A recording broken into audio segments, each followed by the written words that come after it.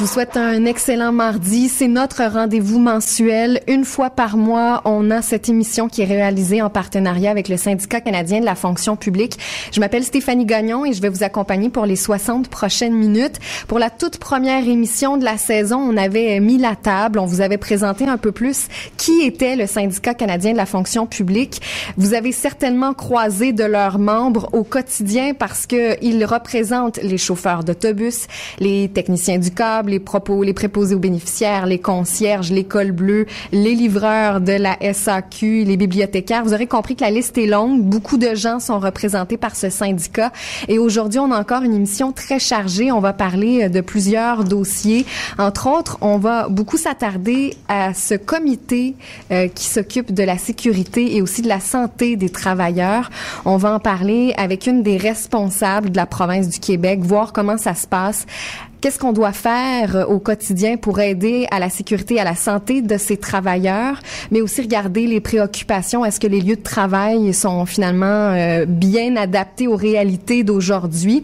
On va aussi parler de deux dossiers qui avaient fait beaucoup jaser et ça vaut la peine de revenir sur ces sujets pour vous donner un petit peu plus de détails sur ce qui se passe en ce moment.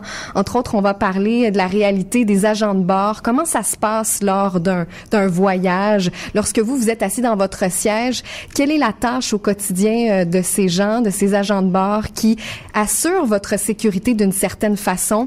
On va aussi s'attarder à la réalité des chauffeurs d'autobus, savoir si leur sécurité est souvent en danger. Vous vous rappellerez peut-être du cas d'avril 2013 où il y a un chauffeur qui a été attaqué et là, il y a des caméras qui seront bientôt installées dans tous les bus de la STM. On va revenir sur ce dossier et aussi on va parler des centres d'appel. Je sais pas si vous avez déjà constaté lorsque vous parlez à quelqu'un au bout du fil pour vous plaindre ou pour avoir des détails sur un service pour une entreprise en particulier, il y a quelqu'un derrière le téléphone, quelqu'un à qui vous vous adressez et qui vit parfois beaucoup de stress. Il y a beaucoup de pressions qui sont assez importante dans ces centres d'appel. Ça, c'est le cas pour Vidéotron, pour d'autres entreprises. Et on va regarder une étude qui a été réalisée. Tout ça a fait jaser au début de l'année 2014, mais on va regarder plus en détail comment ça se passe au quotidien dans ces centres d'appel. Tout de suite, on va commencer avec une entrevue. Avec moi en studio, Céline Giguère. Vous êtes coordonnatrice des services de santé et sécurité du travail du Syndicat canadien de la fonction publique. Merci d'être en studio. Merci à vous. On regarde là ce dossier en particulier pour vous au quotidien. Quelle est votre tâche? On parle de plusieurs secteurs là qui sont touchés par ce comité en particulier. Oui. Écoutez, pour le Syndicat canadien de la fonction publique, c'est très important ce dossier-là de la santé et de la sécurité du travail. Et la première chose qu'on fait, c'est à l'intérieur de nos conventions collectives d'avoir des clauses où on retrouve des comités de santé et sécurité dans chaque milieu de travail pour évaluer les risques et tenter de protéger les travailleurs qu'on représente. C'est sûr aussi qu'on a un comité qui est un comité provincial de santé et sécurité où on retrouve à l'intérieur de ce comité-là des représentants de peu près l'ensemble des secteurs qu'on représente et on va s'occuper de dossiers qui sont beaucoup plus provinciaux et qui vont faire l'objet là, de négociations ou tout ça, là, mais pour l'ensemble des gens qu'on représente. Là. J'en discutais tout à l'heure avec vous avant que l'émission commence. On a un petit peu parlé de ce sujet-là récemment à l'émission Tout le monde en parle. La CSST, en fait, son porte-parole qui était invité, Claude Legault, lorsque je vous posais la question, ce que vous pensiez, entre autres, de cette grande campagne pour sensibiliser les travailleurs, vous n'étiez pas tout à fait d'accord avec le plan qui est en ce moment en place pour les Québécois? Bon, je suis pas nécessairement. C'est ce qu'on dit, c'est que parce que le Québec a besoin de l'ensemble de ses travailleurs et à cet effet-là, la CSST fait la promotion là par de la publicité là sur la dangerosité du travail. Par contre, on a une loi de santé et sécurité du travail au Québec, une loi qui où on retrouve à l'intérieur de cette loi-là des mécanismes de prévention qui sont très très importants, c'est-à-dire des programmes de santé, des programmes des programmes de prévention, des comités de santé et sécurité et des représentants à la prévention. Par contre, cette loi-là, qui est là depuis 1979, tous ces articles-là ne s'appliquent à peu près à 10% des travailleurs au Québec. Il n'y a aucun gouvernement à date qui a eu la volonté de faire appliquer l'ensemble des mécanismes de prévention à l'ensemble des travailleurs du Québec. Au Syndicat canadien de la fonction publique, on représente plus de 100 000 membres.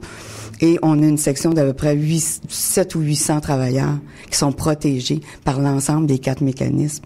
Le reste du temps, on doit par les conventions collectives assumer cette protection-là par des mécanismes. Quelles sont vos plus grandes préoccupations? Quels sont vos plus grands défis au quotidien? Quelles sont vos batailles? Bien, les batailles au quotidien, c'est d'assurer justement cette sécurité-là et la santé des travailleurs qu'on représente. Donc, on doit à l'intérieur de chacune des sections locales, avoir des comités de santé et sécurité qui sont viables, qui vérifient les risques, qui sont engagés, et qui à tous les jours doivent avoir des actions de prévention. Au niveau provincial, je vous dirais, il y a eu la modernisation du régime, qu'on en entend beaucoup parler. On est préoccupé là, par ce qui se passe présentement. On a des positions aussi au Syndicat canadien de la fonction publique. Le dernier congrès, on a eu plus de 30 résolutions portant uniquement sur la santé et la sécurité pour améliorer pour qu'il y ait application du régime de prévention, mais aussi améliorer le régime d'indemnisation. Lorsqu'on regarde les entreprises ou les différents membres que vous représentez, on se dit on peut pas être contre la santé et la sécurité de ces travailleurs. Est-ce que vous constatez qu'il y a encore des difficultés au quotidien à justement faire valoir les droits pour ce qui est de vos membres? À tous les jours, on doit se battre pour faire respecter les règlements qui sont en vigueur. À tous les jours, madame. Et de quel genre de règlement on parle? Est-ce que ça va vraiment de choses parfois très simples? Le règlement sur les normes, la descente dans des puiseurs, il y a toutes des normes qui sont applicables. OK? Les espaces clos. Écoutez, il y a encore presque 200 morts au Québec à tous les ans. Ça, c'est dans la construction, il y en a une partie, mais il y en a aussi dans tous les autres secteurs, là. Et on a des travailleurs col bleu qui sont aussi régis par ces normes-là. À tous les ans, il y a des travailleurs qui meurent. On représente les travailleurs d'Hydro-Québec. L'année passée, on en a eu 2 qui sont décédés de par leur travail. Non, c'est un travail de tous les jours. Et il faut faire respecter les normes qu'on a. Mais ce que je vous dis, c'est que la loi de santé et sécurité, son problème, c'est qu'elle ne s'applique pas à l'ensemble des travailleurs. Et tant et aussi longtemps que les articles qui visent à protéger les travailleurs du Québec ne s'appliqueront pas à l'ensemble, on aura toujours, je ne dis pas que ça va être le miracle, là, mais si on avait ces outils-là, on pourrait se prémunir beaucoup plus des accidents parce que, il y a des accidents mortels, mais à tous les jours, il y a des gens qui se blessent au travail. Justement, on a le secteur hospitalier. À tous les jours, vous avez les CHSLD, les gens, ils lèvent des patients. Tous les jours, les gens se blessent au travail. Et souvent, ces accidents sont causés par un désir de la part du travailleur de vouloir aller rapidement, de faire plus vite. Est-ce que vous essayez de sensibiliser les gens sur le terrain que parfois, il faut respecter ces règles?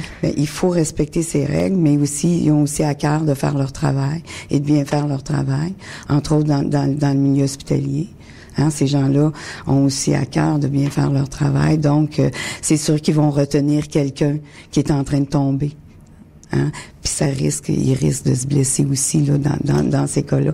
C'est sûr aussi que avec toutes les coupures de postes, ça fait en sorte qu'il y a beaucoup moins de personnel aussi. Oui, surtout dans ce contexte-ci, avec notre gouvernement en place qui coupe beaucoup. Pour vous, justement, ce grand défi, à quoi ça va avoir l'air là, pour vous, les prochaines campagnes, la préparation? Mais les prochaines campagnes, c'est qu'on est toujours, on parle présentement là encore de modernisation du régime. Je vous dirais que là-dessus, on est prêt. On a comme je vous disais, on a eu plus de 30 résolutions à notre dernier congrès qui visent à modifier les lois pour s'adapter aux nouvelles réalités du travail aussi.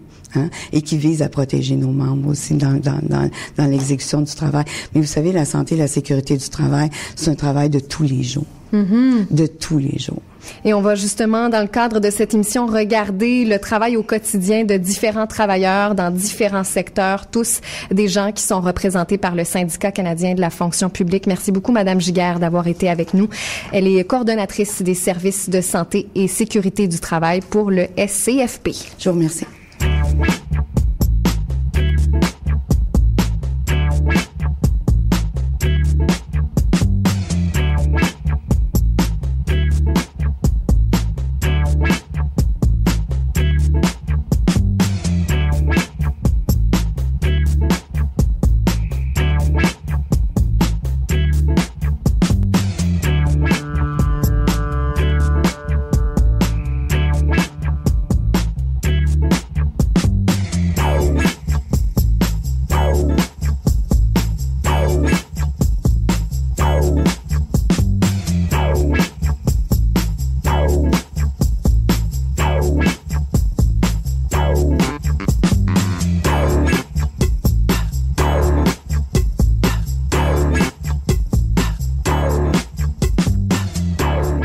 Au bout du fil, Alexandre Boulris, qui est le député de Rosemont, la petite patrie pour le NPD. Monsieur Boulris, bonjour. Bonjour, Madame Gagnon.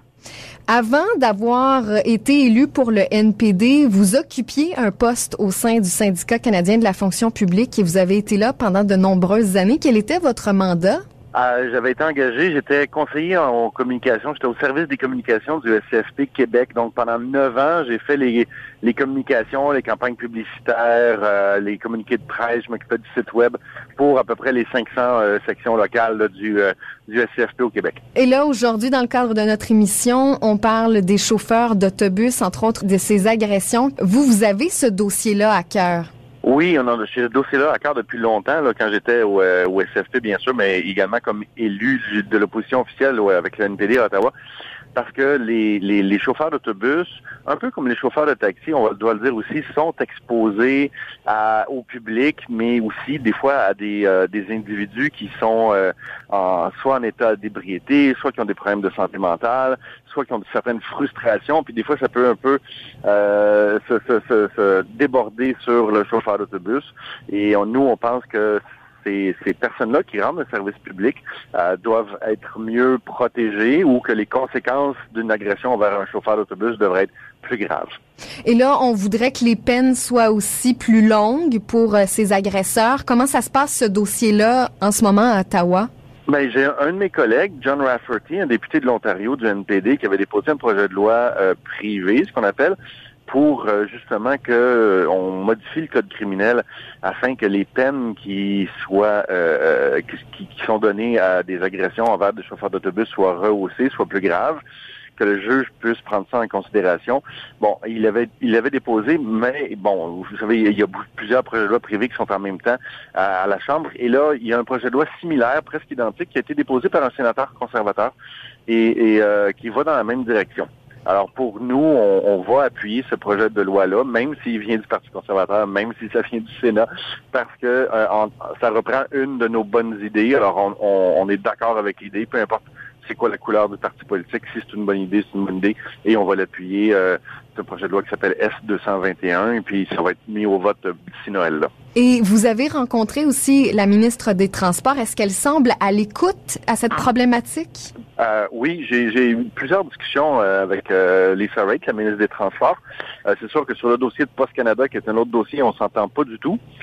Mais en ce qui concerne la protection des chauffeurs d'autobus, on est plutôt sur on va plutôt dans la même direction. Là, ça arrive de temps en temps, et puis on s'en satisfait.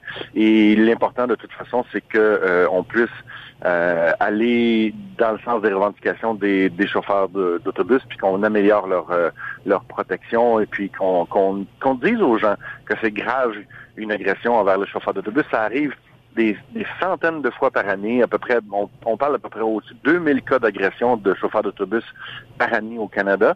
Alors c'est quelque chose qui doit être pris en considération, et c'est inacceptable, et nous on va agir pour protéger les chauffeurs. La STM va finalement installer des caméras dans les autobus de la STM. Ça sera d'ici 2015. Est-ce qu'il y a d'autres systèmes qui pourraient être installés ou mis en place pour aider les chauffeurs au quotidien? Ben, je pense que les caméras, c'est un pas dans la bonne direction. Je pense qu'avec le projet de loi aussi, où on va augmenter les peines en cas d'agression, ça va dans la bonne direction. Après ça, vous savez, il y a toujours l'hypothèse, l'éventualité de mettre une espèce de cage protectrice autour des chauffeurs d'autobus. Mais vous savez quoi? Les chauffeurs ne le veulent pas. Ils ne veulent pas se faire mettre en bulle. Alors, ça serait peut-être aller un petit peu trop loin si on allait là. Je pense qu'on doit éduquer également les gens puis leur montrer à quel point il faut respecter les chauffeurs d'autobus. Il faut aussi parler des agents de bord parce que ça fait partie d'un autre thème de l'émission d'aujourd'hui. Dans ce dossier, je sais que vous voulez qu'il y ait moins de passagers à bord pour le nombre d'agents de bord. À vrai dire, on veut garder le ratio actuel qui est de 1,40, c'est-à-dire un agent de bord pour 40 passagers. Et là, il y a des discussions avec les conservateurs, avec le gouvernement fédéral qui voudrait faire passer ça de un agent de bord pour 50 passagers. Ça peut sembler comme théorique, un peu comme changement de 1,40 à 1,50 comme ratio, mais dans les faits, ça veut dire dans la plupart des appareils, s'il arrivait une urgence, il y aurait une porte de sortie qui ne serait pas couverte par un agent de bord. Et ça voudrait dire que ça diminuerait la sécurité des passagers en cas d'incident ou d'accident. Et pour nous, c'est pas acceptable. On veut pas diminuer notre ratio d'agents de bord par passager pour faire des économies pour les compagnies aériennes. Pour nous, la sécurité des passagers est vraiment la grande priorité, là. Et dans ce dossier-là, pour les prochains mois, quel va être le déroulement? Pour l'instant, je dois vous avouer que c'est en discussion, mais il n'y a pas encore de quelque chose de concret qui a été mis sur la table, mais on va être extrêmement vigilants et on parlait de Mme Lisa Raitt tantôt, encore là, c'est dans son dossier des transports, c'est quelque chose dont je vais lui parler et puis on va surveiller qu'est-ce qu'ils vont mettre. Si jamais ils déposent un projet de loi ou un changement au règlement, pour nous, c'est sûr que ça va être une bataille puis que le NPD va vouloir protéger la sécurité des passagers dans les lignes aériennes. Vous avez certainement parlé avec les entreprises, avec justement des agents de bord. Quel est leur discours par rapport à ça? Comment on se sent si ça devait changer? Ben, c'est certain que pour les compagnies aériennes, elles voient le gain possible puis le potentiel d'économie en termes de masse salariale. Pour les agents de bord, eux, ça poserait un très, très grand défi et ça mettrait leur propre travail en jeu et leur propre sécurité en jeu s'il arrivait des incidents.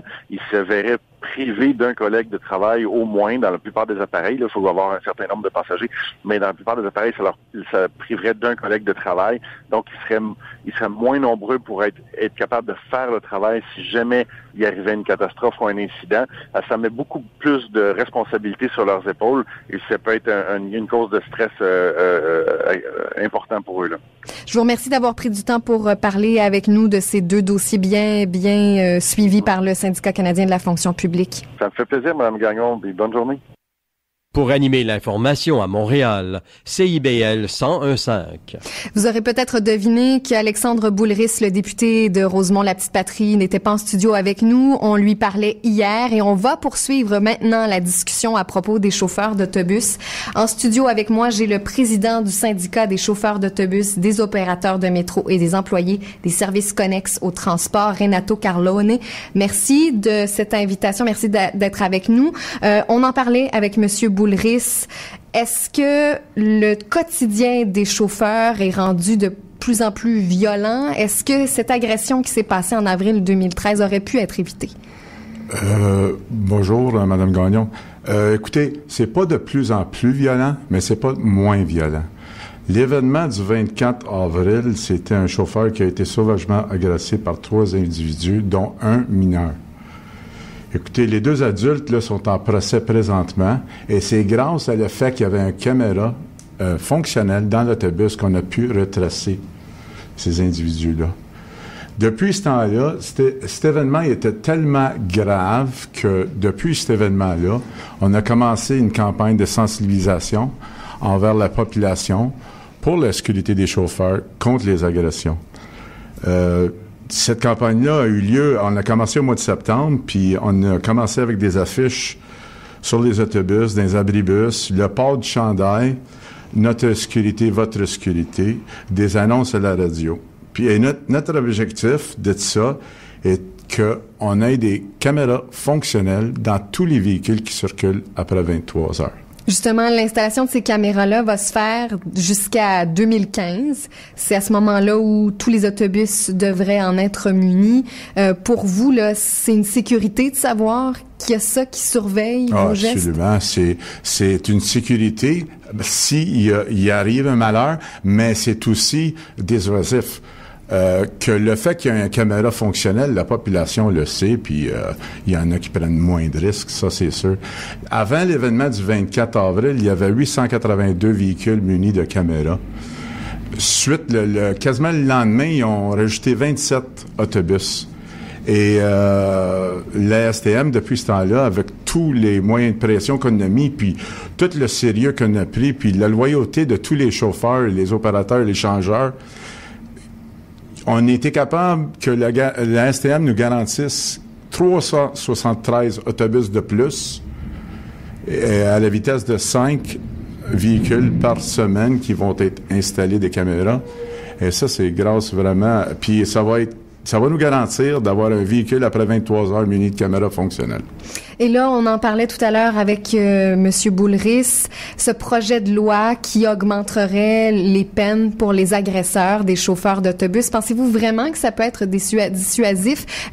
Souvent, les gens vont agir dans le moment présent. Ils vont pas nécessairement réfléchir longuement à ces agressions. Mais moi, je pense qu'il y en a beaucoup qui réfléchissent à ça. Il y en a beaucoup qui embarquent dans un autobus et peu importe la raison, en sortant, que ça peut être 30 secondes plus tard ou 25 minutes plus tard, ils ont une crotte contre quelqu'un, puis c'est le chauffeur d'autobus qui est cop.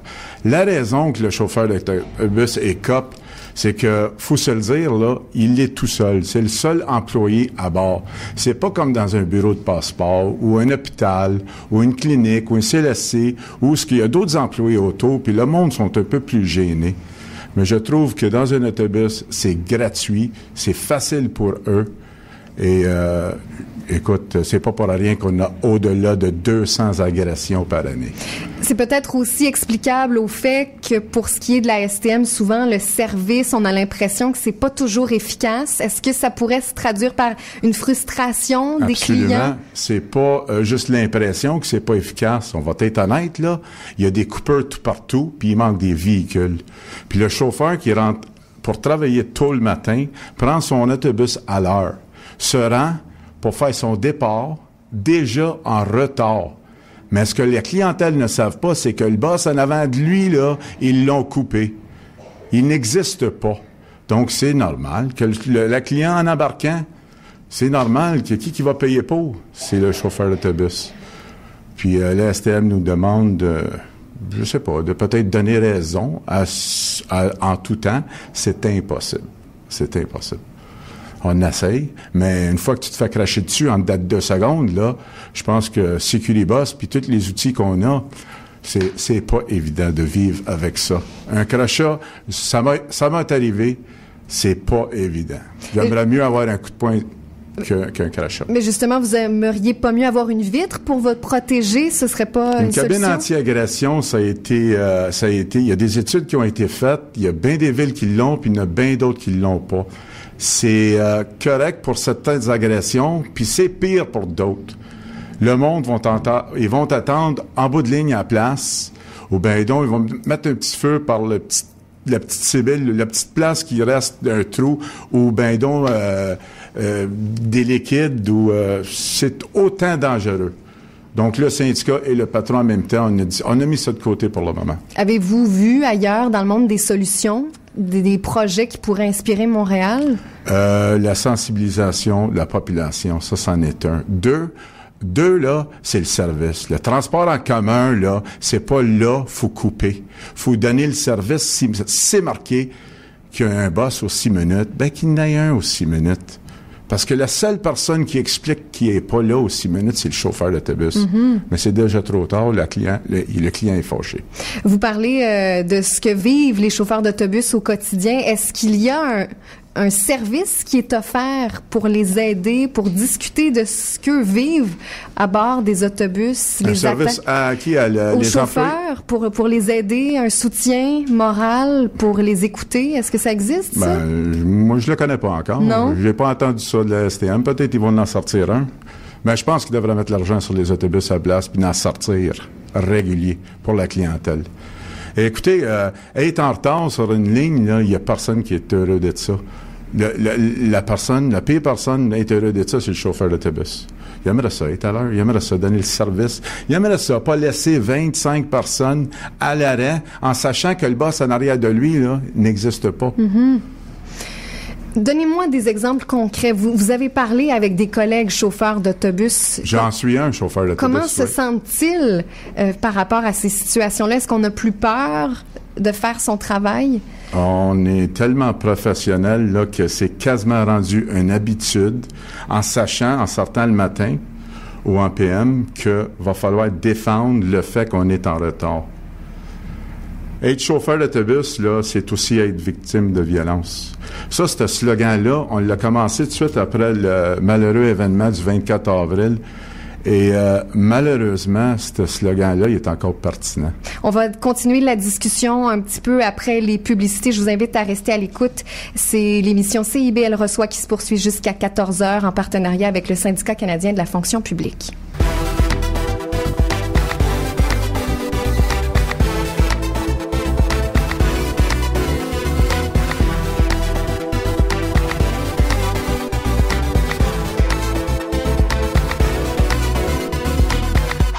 C'est déjà la deuxième partie de l'émission CIBL reçoit d'un côté, mais de l'autre. On parlait juste avant les publicités avec le président du syndicat des chauffeurs d'autobus, des opérateurs de métro et des employés des services connexes au transport, Renato Carlone, qui nous expliquait la réalité des chauffeurs d'autobus. Peut-être avez-vous été témoin d'un incident, une chicane entre un chauffeur d'autobus et un usager de la STM. Peut-être que vous avez vécu une frustration par rapport au service d'autobus, par rapport au métro, et vous avez dit quelque chose à un chauffeur d'autobus. Du moins, la discussion qu'on a eue avec lui nous a donné un bon éclairage de ce qui se passe au quotidien pour ces chauffeurs d'autobus. Vous avouerez que ça semble pas simple. Il y a beaucoup de frustration. Et lorsqu'on se penche sur le transport aérien, il y a aussi beaucoup de défis. Il y a beaucoup de gens qui souhaitent économiser des sous. Ça, c'est le cas des entreprises. On pense à Air Canada, Air Transat, Sunwing. Mais quand on se penche précisément sur le travail des agents de bord, on réalise à quel point eux aussi sont parfois à la merci de la clientèle. On doit bien sûr écouter le client. Il a raison, mais on a parfois des situations où on a des clients qui veulent tout, qui veulent avoir terres et mondes. On va en parler plus en détail avec Christine Guay, qui, elle, est vice-présidente du secteur aérien du Syndicat canadien de la fonction publique. Bonjour. Bonjour. On regardait le dossier des chauffeurs d'autobus. Est-ce que vous aussi, pour ce qui est des agents de bord, on sent aussi qu'il y a parfois une frustration parce que c'est pas vrai que lorsqu'on prend l'avion, c'est toujours parfait, que le service est toujours extraordinaire, hein? Non, c'est ça. On a beaucoup de choses avec lesquelles il faut beaucoup de choses à gérer. Il peut y avoir des retards, il peut y avoir des tempêtes de neige, donc il peut y avoir plusieurs irritants, là, si je peux me permettre. Et on en parlait aussi avec Monsieur Boulris, qui est le député de Rosemont-la-Petite-Patrie. On souhaiterait qu'il y ait plus de gens dans l'avion pour le nombre d'agents de bord. Est-ce que ça pourrait mettre en péril la sécurité dans les avions? Ben, en fait, nous, c'est que on souhaite conserver le ratio un agent de bord par 40 passagers. En ce moment, le gouvernement fédéral a accordé une exemption à la réglementation, donc c'est maintenant sur les petits porteurs un agent de bord par 50 passagers. Et puis, ben là, évidemment, ça augmente les responsabilités point de vue sécurité pour les agents de bord. Parlez-nous d'exemples concrets. Qu'est-ce que ça implique d'avoir autant de gens sous sa charge? c'est que il faut réaliser que les agents de bar, on est les personnes à intervenir en cas d'urgence. Donc que ce soit n'importe quel type d'urgence, une urgence médicale, quelqu'un qui fait une allergie, une crise de cœur, ou admettons qu'il y a un feu à bord, ou n'importe quel type d'urgence, c'est les agents de bar qui sont formés pour répondre à ça. Donc là, évidemment, si on augmente le ratio de passagers par agent de bar, ça fait que le temps de réponse va être plus long. Et puis aussi, c'est dans le cas d'une évacuation. On a plus de passagers à évacuer s'il y avait un écrasement. Donc c'est ça devient problématique, là. Parce que lorsqu'on regarde attentivement la formation qui est suivie par les agents de bord, vous êtes préparés au pire, là. Oui, on vous apprend tout à fait. Tout ce qui pourrait se passer lors d'un vol. Oui. Quel genre de cours avez-vous suivi? C'est une formation qui est donnée par le transporteur, mais c'est une formation très intensive et c'est encadré par le ministère des Transports. Et puis c'est ça, on est formé sur chaque type d'appareil précisément. Et puis on a une formation en premiers soins, on a une formation pour les passagers indisciplinés là, ça peut aller jusqu'à la prise d'otage. On a aussi là, une formation, comme je parlais plus tôt, pour combattre les incendies. Et puis, c'est ça. Donc, et à chaque année, on retourne et on doit refaire les examens pratiques et écrits. OK, on vous pose des questions à choix multiples. Est-ce que ça fonctionne de cette façon-là? Oui, c'est un peu comme ça. Les examens écrits, c'est des examens à choix multiples qui ont trait à la sécurité. Et c'est seulement sur la sécurité. Et puis, les examens pratiques, on a des mises en situation dans un simulateur. Et puis, on doit éteindre un feu. Tout ça, on le refait à chaque année. Si on pense à des exemples moins radicaux, là, on veut pas qu'il arrive, bien sûr, de gros problèmes lorsqu'on est à bord d'un avion, mais souvent, on pense pas à ces clients indisciplinés qui eux aussi, peuvent mener la vie dure aux agents de bord. Oui. On pense, entre autres, à des gens, qui auraient pris trop d'alcool? Oui, souvent, c'est ça. Souvent, ça arrive des gens qui ont pris trop d'alcool ou qui ont mélangé médicaments, alcool, et puis qui là, ils peuvent être pris de psychose et puis ça devient très, très problématique là, à 30 000 pieds dans les airs, là. Donc, c'est les agents de bord qui doivent intervenir. On a du matériel, on a une formation très précise, puis il y a des niveaux d'intervention aussi. Si vous nous donniez plus de détails, avez-vous, non pas des exemples trop précis, mais comment ça se passe pour un agent de bord lorsqu'on est mis face à une situation comme ça? Est-ce que vous êtes stressé? Est-ce que vous vous dites... Oui, c'est une période de stress énorme, mais on est formé là pour répondre. On est formé, on a la formation adéquate pour répondre à ça, mais si, admettons, il y a un passager indiscipliné et puis on doit l'immobiliser, c'est certain que c'est quand même un défi, là. Et puis c'est ça. Donc, si on restreint le nombre d'agents de bord, on va être moins de personnes pour intervenir dans ces situations-là. Avez-vous l'impression que le gouvernement est à l'écoute de vos demandes? Est-ce que ça pourrait changer dans les prochains mois ou c'est vraiment perdu d'avance? C'est pas que c'est perdu d'avance, c'est que je crois qu'en ce moment, avec le gouvernement conservateur, on est dans une ère de déréglementation dans le domaine des transports. C'est pas seulement le transport aérien, le transport terrestre, le transport ferroviaire. Et puis non, le gouvernement conservateur est pas à l'écoute du tout là, de nos préoccupations. Je veux que vous me parliez aussi de comment ça se passe avec les entreprises Air Canada, Air Transat, on les nomme, mais il y en a d'autres aussi. On a l'impression qu'on veut vraiment se battre pour vendre le plus de billets possible, d'offrir un service intéressant pour les utilisateurs. Mais pour ce qui est des agents de bord, est-ce qu'on a plus de pression? Est-ce qu'on doit faire plus de tâches? Écoutez, c'est que nous, notre responsabilité en tant qu'agent de bord, c'est de s'assurer de la sécurité des passagers avant tout. Donc ça, on va jamais compromettre la sécurité. C'est certain que oui, ça devient un défi de plus pour le service parce que on est moins. Mais point de vue sécurité aussi, c'est un défi là. Donc, c'est certain qu'en ce moment, le service est moindre qu'il était il y a quelques années. Mais nous, vraiment, ce qu'on revendique, c'est la sécurité des gens. Et si on regarde, disons, dans l'histoire de la profession, est-ce qu'il y a déjà eu des éléments similaires où on voulait presque mettre la sécurité des passagers en cause et on a réussi finalement à faire valoir ces points. On est revenu sur notre décision. Ben, les compagnies aériennes avaient demandé, ça faisait quelques années qu'ils demandaient, comme en ce moment, c'est encore une exemption, c'est pas un changement à la loi. Donc, mais c'est juste que maintenant, c'est devenu vraiment une exemption qui s'applique à tous les petits porteurs. Donc, ça affecte beaucoup plus de vols. La nouvelle exemption du 1 par 50. On espère, en ce moment, le SCFP national fait une contestation juridique et puis on espère qu'on va réussir à renverser ça. Puis évidemment, on espère un changement de gouvernement, puis d'avoir un nouveau gouvernement qui sera plus à l'écoute des travailleurs, des passagers, et, dans le but de préserver la sécurité du public. Mais si on comprend bien, pour ce qui est du travail au quotidien des agents de bord, jamais vous n'allez mettre la sécurité des passagers en cause.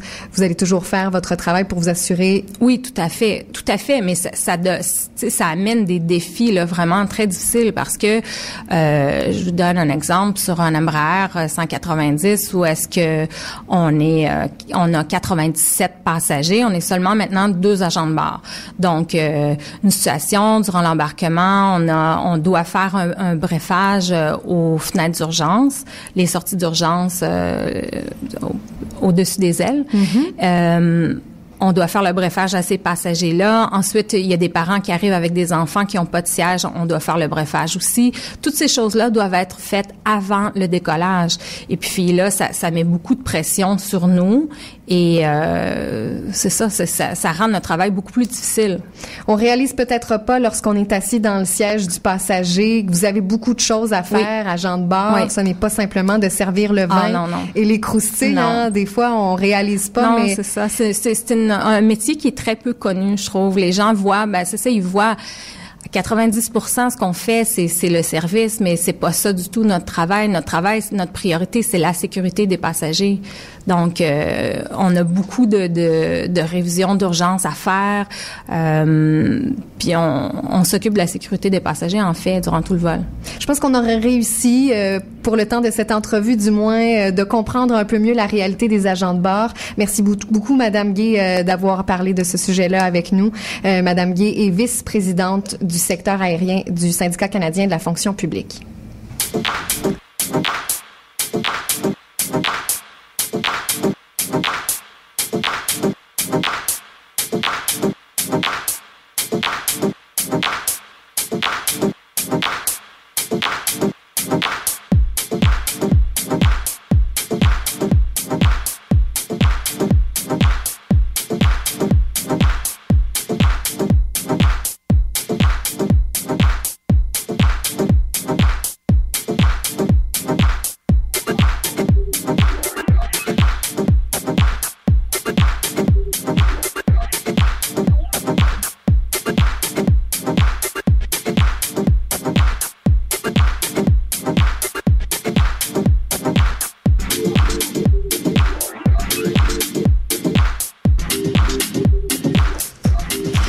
On entame maintenant le dernier segment de l'émission D'un côté, mais de l'autre. On a parlé des chauffeurs d'autobus, aussi des agents de bord. Maintenant, on va s'attarder plus en détail à la réalité des gens qui travaillent dans les centres d'appel.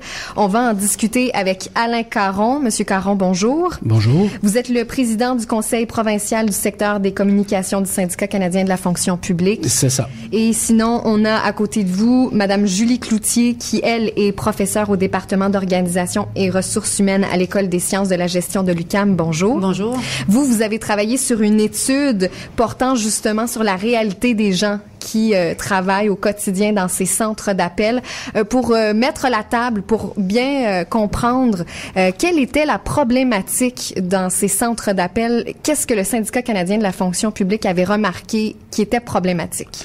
Bien, tout d'abord, c'est une chose qu'on avait remarqué qui se passait en France, qui se passait pas au Québec ni en Amérique du Nord.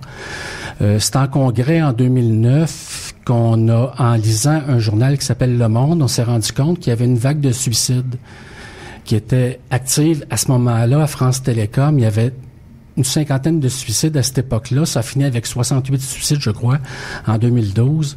Et cette vague de suicides-là était dans un centre d'appel, dans les centres d'appel de France Télécom. Ce qu'il y avait de particulier dans ces suicides-là, c'est que les suicides se faisaient sur les lieux du travail, ou encore les gens laissaient des lettres disant qu'ils se suicidaient à cause de leurs conditions de travail. Et cette vague de suicides-là a suivi l'implantation d'un plan qui s'appelait le plan Next-T par la direction générale de France Télécom, où la direction générale avait décidé de couper 22 000 travailleurs dans l'entreprise, dans ces centres d'appel. 22 000 travailleurs, c'était quand même beaucoup. Mm-hmm. Or, les gens ne savaient pas s'ils survivraient à cette série de coupures-là. Le directeur général de l'entreprise avait dit, lors d'une rencontre, « Je dois couper 22 000 personnes et les gens vont sortir par la porte ou par la fenêtre. » C'est assez radical comme commentaire. Il a été mis il y a eu une mise en examen par après, ce qui équivaut à une poursuite chez nous. C'était assez radical. Et on s'est demandé, nous, en congrès, parce que les congrès, ça sert pas juste à aller prendre un verre avec des amis, ça sert à se poser des grandes questions entre nous autres aussi. Si on n'était pas devant une situation larvée comme ça au Québec, une situation qui est cachée encore, mais où on a de la détresse psychologique aussi dans nos centres d'appel à cause des conditions de travail qu'il y a là-bas. Et c'est à la suite de ces questions-là, quand on a vu en Europe évoluer la situation, qu'on est allé à l'UQAM voir le service aux communautés pour faire une étude pour mesurer qu'est-ce qui se passe. Est-ce qu'il peut se passer quelque chose de semblable dans les centres d'appel en Amérique du Nord? Parce qu'à ce moment-là, il n'y avait pas d'études sur les centres d'appel en Amérique du Nord. Julie Cloutier, vous avez participé à l'élaboration de cette recherche, de cette étude. Qu'avez-vous fait? Comment ça s'est passé? Le service aux collectivités de l'UQAM nous a approchés, moi et un autre professeur, Denis Harrison, qui est aussi à l'École des sciences de la gestion, et on a mené une enquête dans 3 centres d'appel pour mesurer d'abord le niveau de détresse psychologique. Est-ce qu'on peut les nommer, ces centres d'appel? Non. On ne peut pas les nommer. Ça reste secret. C'est ce que je dois comprendre. C'est ça. Les gens des syndicats qui ont participé à l'étude ont demandé à ce que ça reste secret. C'est les centres d'appel A, B et C. D'accord. Ce sera les noms qu'on va utiliser. C'est ça. Donc, on est allé dans ces centres d'appel pour mesurer d'abord le niveau de détresse psychologique et ensuite d'identifier des caractéristiques du travail qui sont en lien avec la détresse psychologique, donc qui entraînent la détresse psychologique, et ensuite voir quelques-unes des conséquences, comme par exemple la consommation de psychotropes ou l'absentéisme. Et quels ont été les résultats de l'étude? D'abord, fait troublant, c'est que le taux de détresse psychologique est extrêmement élevé dans les centres d'appel.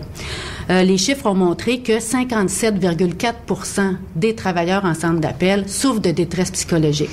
C'est donc 3 fois le taux national qu'avait trouvé l'Institut de la statistique du Québec et l'enquête de Vézina, l'Écotest.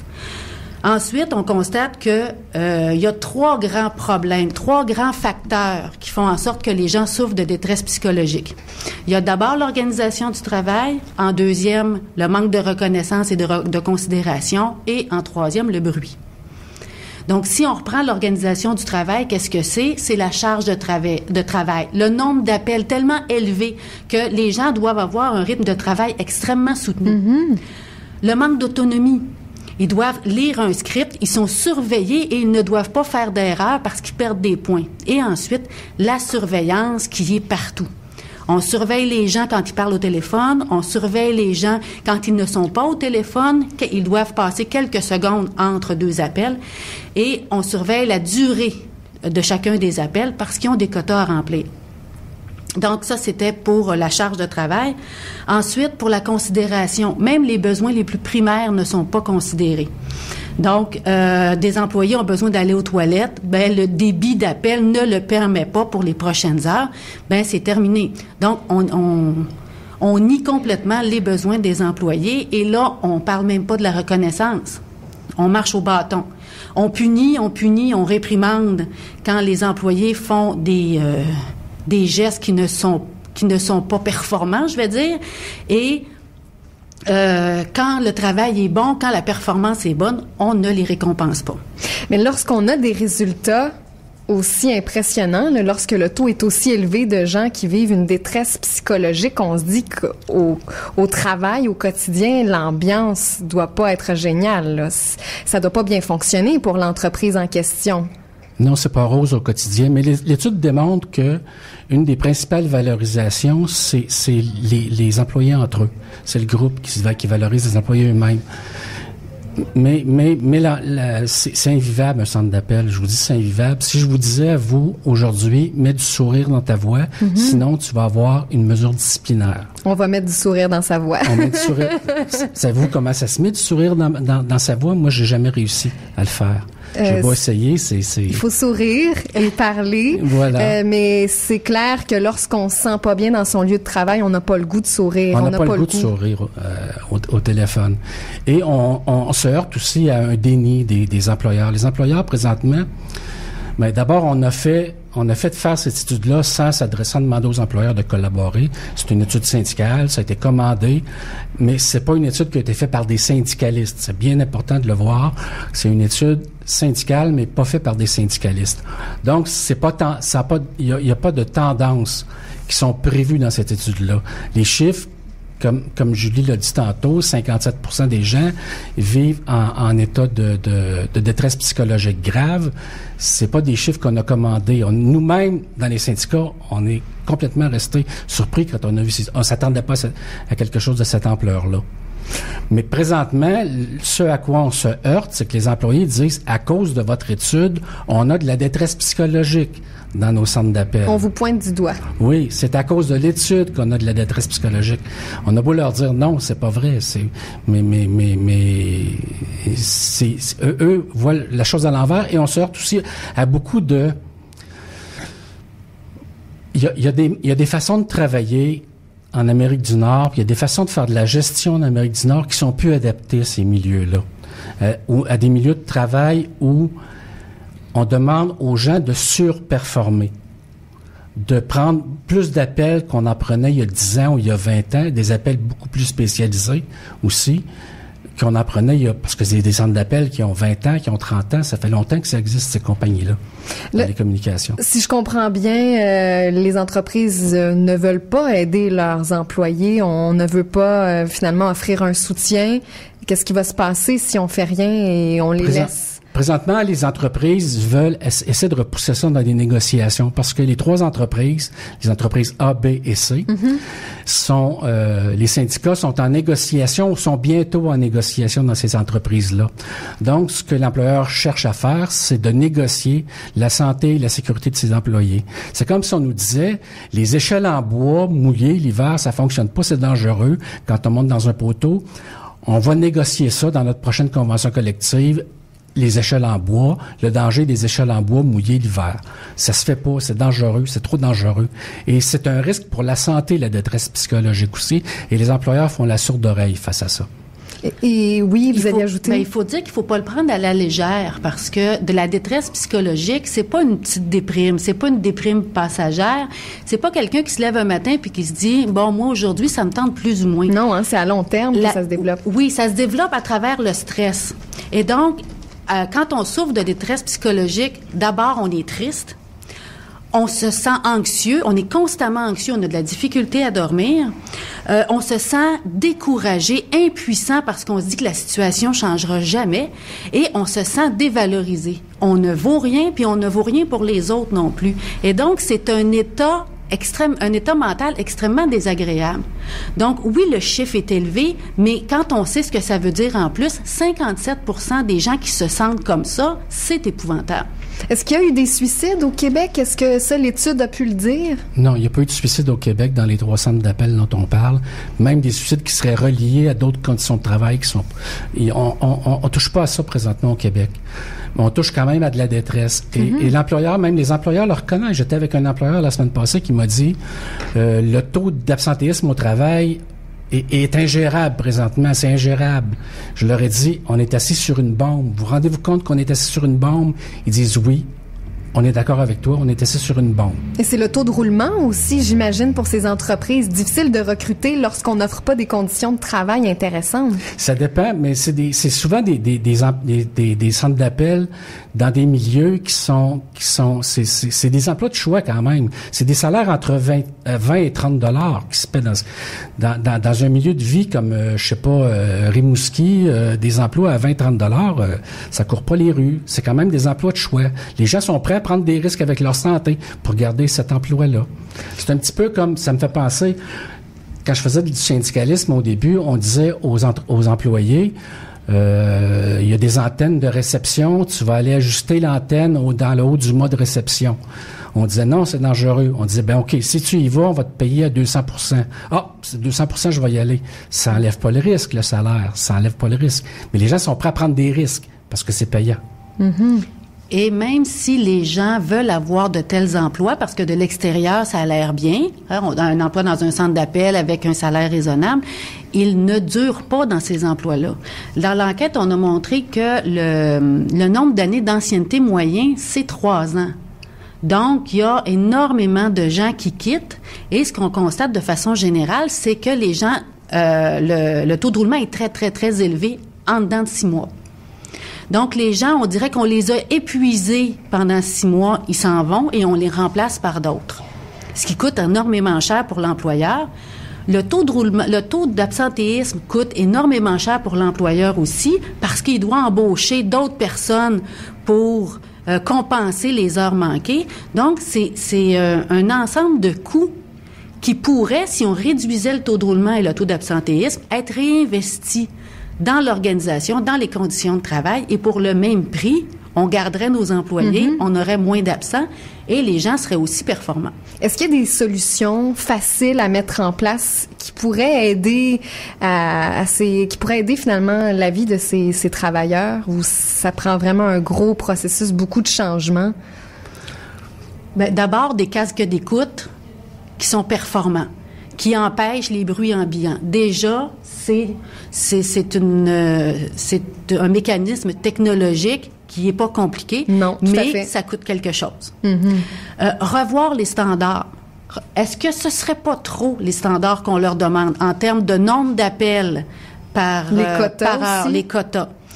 Est-ce que ça coûterait rien les former un petit peu plus et leur permettre plus d'autonomie en ne pas les surveillant pendant qu'ils sont en train de lire un script, par exemple. On leur donne quelques lignes, des informations de base, et eux ont l'autonomie nécessaire pour répondre adéquatement aux questions de leurs clients. Donner de la formation aux supérieurs immédiats, aux superviseurs. Par exemple, au lieu de surveiller les employés sur les lignes et de les réprimander quand ils font une erreur, leur donner une formation en coaching pour que les superviseurs les aident. Comment ils peuvent les aider s'ils rencontrent un problème ou un autre, à être plus performants? Comment on fait pour souligner des bons coups? Encourager les employés, leur donner de la considération et de la reconnaissance. Donc, déjà, c'est des petits gestes, mais qui régleraient une grande partie du problème. Et ce que je comprends, M. Caron, c'est que là, vous êtes en discussion avec certaines de ces entreprises. Ça pourrait bouger, mais ça se fera pas tout de suite. Je vous dirais que ça fait 2 ans que ça pourrait bouger, mais que ça se fait pas tout de suite. Il y a plein de solutions qui pourraient être appliquées pour réussir à alléger le travail, mais moi, ce que je me rends compte dans le milieu, c'est que souvent, les superviseurs de premier niveau, ceux qui sont en contact directement avec les employés, qui constatent aussi les problèmes que rencontrent les employés, sont eux-mêmes en détresse psychologique.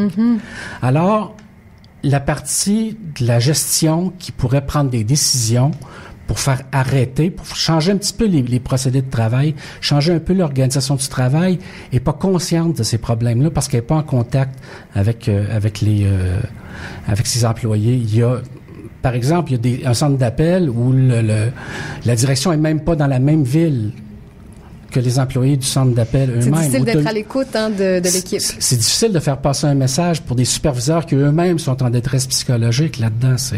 Puis en plus, il y a tout le problème des superviseurs en détresse psychologique qui ne veulent plus faire de la gestion, qui sont tannés de faire de la gestion, qui s'en vont faire d'autres travail ailleurs et qui laissent leurs employés, leur groupe de travail orphelin dans le centre d'appel. Je vous remercie beaucoup pour cette discussion fort intéressante. Ça met un peu de lumière sur toute cette problématique, le quotidien des gens qui travaillent dans les centres d'appel. On en discutait avec Julie Cloutier, qui est professeure au département d'organisation et ressources humaines à l'École des sciences de la gestion de l'UQAM. Elle a travaillé sur cette étude qui était une commande du Syndicat canadien de la fonction publique. Et autour de la table, il y avait aussi Alain Caron, qui est le président du Conseil provincial du secteur des communications du CSCFP.